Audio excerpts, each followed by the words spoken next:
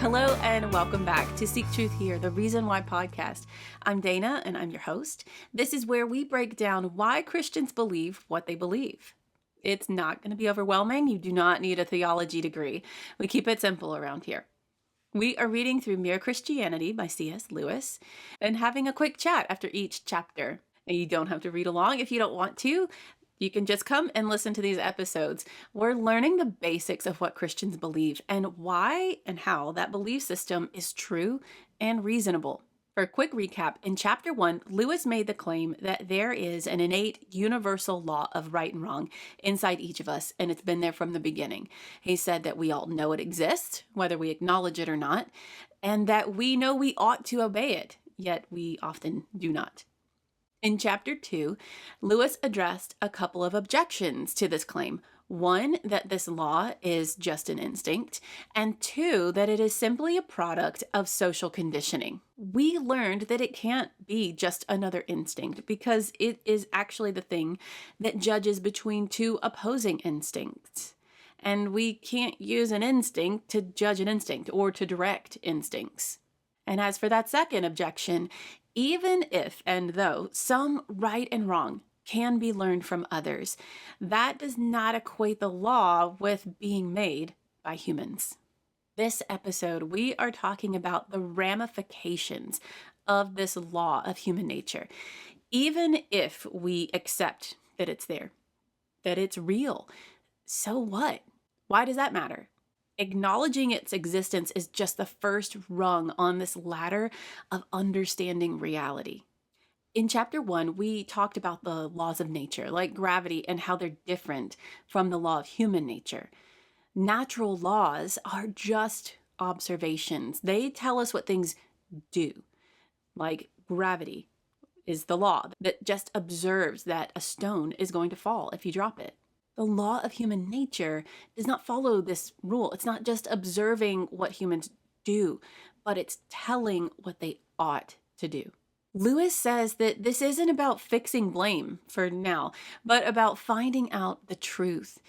If seeking truth is our aim, then the fact that something is imperfect, regardless of blame, is a big clue, a red flag, if you will, that there is more than just what we observe. As Lewis says, something else above and beyond the actual facts of what we do. There is some truth to discover in this matter of knowing how we ought to act. We may try and explain the ought stuff as just thinking someone is inconveniencing us, so they ought to act differently. But Lewis gives some examples to show how this reasoning is full of holes. We're not angry with someone who trips us accidentally, but we are angry with someone who tries to trip us and fails, even though the first one is the one that hurt us. Both are inconvenient, but one is clearly wrong. And there are other bad behavior examples that isn't inconvenient. For example, a spy in wartime. It's wrong. It's bad behavior to lie and to cheat, but if it helps us win a war, stop a war, it's not inconvenient to us. And then there's good behavior that we choose, even though we know it won't pay off as well as bad, like choosing to not cheat on a test or to keep your promises that you would rather break, or telling the truth even when it makes you look like a fool. This moral law is not telling us how we ought to act because of convenience. Okay, then, what if this law of decent behavior tells us how we ought to act because it's what's best for the human race as a whole? Good and safe society is what's best for human civilization, and because humans know this, then they try to behave well. Well, then we get into the fallacy of circular reasoning.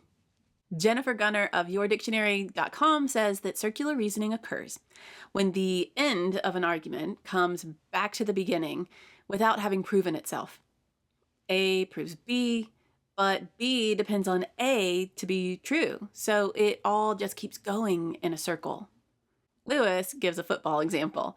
He said if asked what the point of football is, saying scoring points would be nonsense because that is the game. It's not the point or the reason of the game. It's like saying football is football. Therefore, saying you should act decent because it's good for mankind is like saying you should act decent because it's decent. Because doing things for the good of others is decent behavior. We should behave well. We should choose right. We innately know this. We still don't choose right, but we know we ought to. We didn't come up with this on our own. It didn't slowly develop over generations. We have always known what decent behavior is. The next logical step to take here in our pursuit of the truth is asking, where did this law come from? If not us, if not our reality. Lewis says we must now admit that there is more than one kind of reality. And that is where we will pick up next time in chapter 4. Thanks for listening to Seek Truth Here, the Reason Why podcast.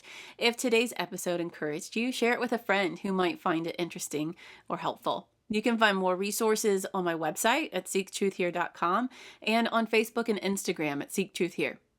Remember, every step that you take to understand the truth helps you give a reason why. The truth is worth knowing and sharing. I'll see you next time. God bless.